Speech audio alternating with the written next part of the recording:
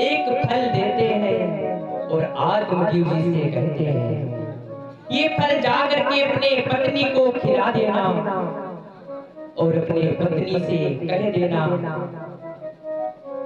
कि एक वर्ष ये नियमों का पालन कर ले।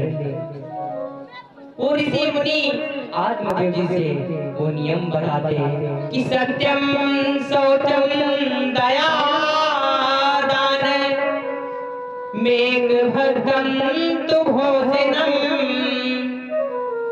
वर्षावधि स्त्रियाकारे तेन पुत्रो अति निर्मला। वो ऋषि मुनि बताता है कि इतने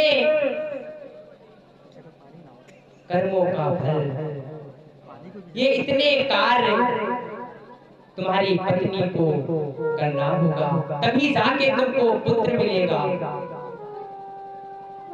ऋषि मुनि बताता है कि तुम्हारी पत्नी को सत्य बोलना होगा, ब्राह्मणों को भोजन कराना होगा, किसी से झूठ नहीं बोलना होगा, किसी से झगड़ा नहीं करना होगा। ये सारे नियम वो ऋषि मुनि बताता है।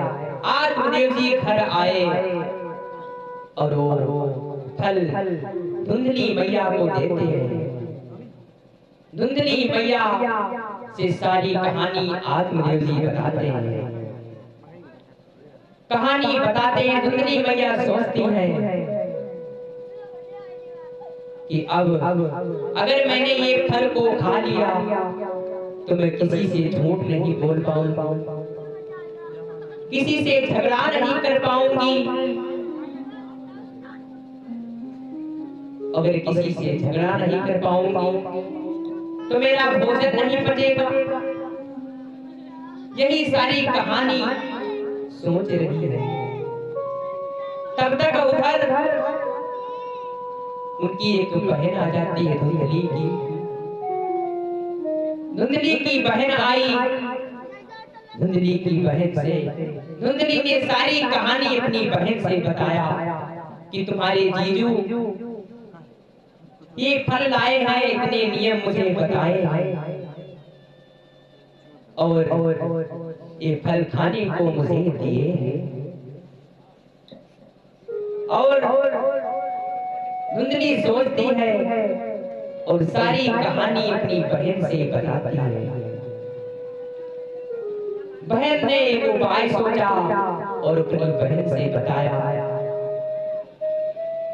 कि जो हमारे पेट में ये बच्चा पल रहा है ना, ये समय आने पर मैं तुमको दे दूंगी।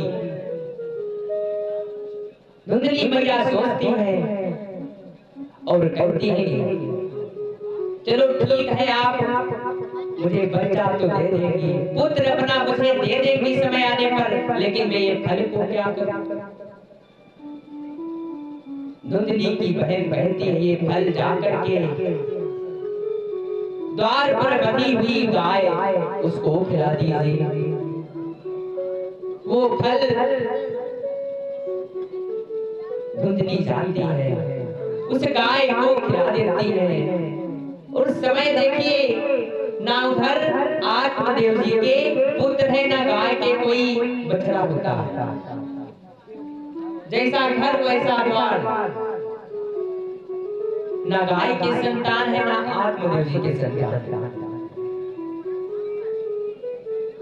वो फल को खिला दिया गाय को।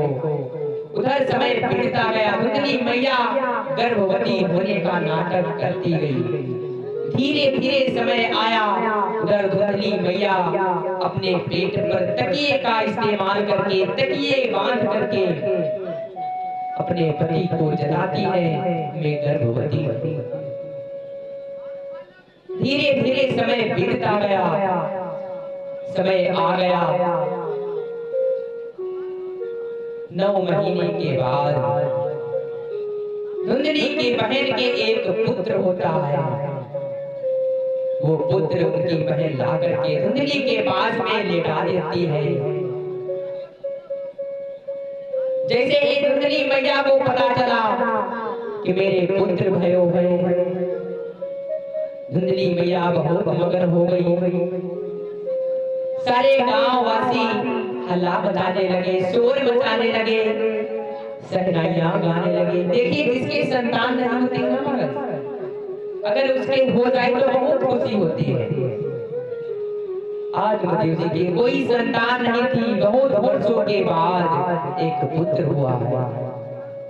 उस पुत्र की खुशी में सहनाइयां बजने लगी, बधाइयां बजने लगी। बधाई हो ओ मैया, बधाई हो।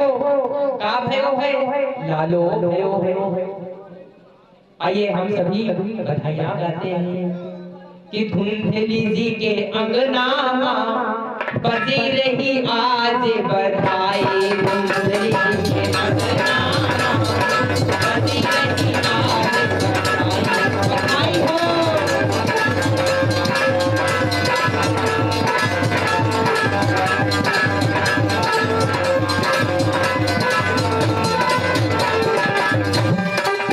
बज रही आज बधाई भगता, बज रही आज बधाई।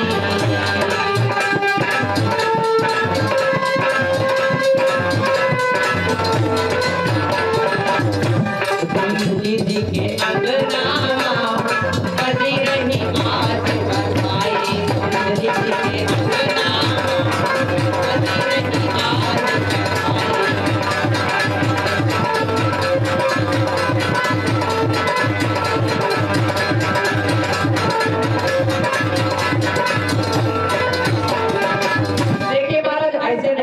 अगर घर में दादा होता है ना तो आप लोग खूब नृत्य करते हैं, खूब नाचते हैं, खूब मस्ती करते हैं। लेकिन यही नाचना नहीं, दोनों हाथ ऊपर उठाओ सभी लोग। मैया और चाचा जी, ठंड है ना, काफी ठंड है, लेकिन अगर हाथ उठाओगे ना तो गर्मी आ जाएगी। तो सभी लोग हाथ उठाओ, मस्ती में तालियां बजाते हुए। धुंधली जी के अंगना